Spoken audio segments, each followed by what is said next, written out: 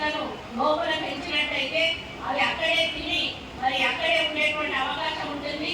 దానికి తోడు మిగిలినవి ఏమన్నా ఉంటే గిరిజనులు కానీ పేదవాళ్ళు కానీ అడవుల్లోకి వెళ్ళి ఆ కాయలు కోసుకొచ్చుకొని బయట అమ్ముకొని వాళ్ళ జీవనోపాధి కలిగేటువంటి అవకాశం కూడా ఉంటుందని చెప్పడం జరిగింది.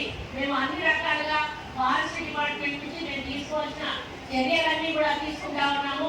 మరి ఇక్కడ సత్తుపల్లిని ఒక ఆదర్శమైనటువంటి కాన్స్టెన్సీగా తీర్చిదిద్దడానికి మన ఎమ్మెల్యే గారు కోరుతున్నారు కాబట్టి వారికి మీ అందరి సహకారం తప్పకుండా ఉండాలని కూడా కోరుకుంటూ మరి ఈ గ్లోబల్ వార్మింగ్ తగ్గాలన్నా మనకు అనారోగ్య సమస్యలు రాకూడదన్నా మనమందరం కూడా ఆరోగ్యంగా ఉండాలన్నా ఈ గాలిలో ఉన్న కార్బన్ డైఆక్సైడ్ పోయి మంచి ఆక్సిజన్ లెవెల్స్ పెరగాలన్నా ఈ కాలుష్యం నియంత్రించబడాలన్నా వీటన్నిటికీ ఒకటే పరిష్కారం మన మొక్కలను పెంచడం, వాటిని పెద్దలు చేయడం.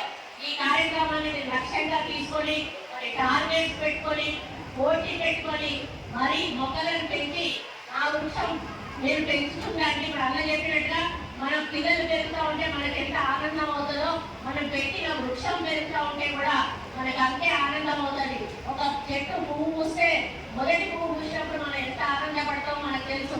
అదేవిధంగా మీ చెట్టును మీరు కాపాడుకోండి, దాని ద్వారా మరి సమాజాన్ని సొసైటీని కాపాడండి, మన ఆరోగ్యాలకు రక్షణ కల్పించండి.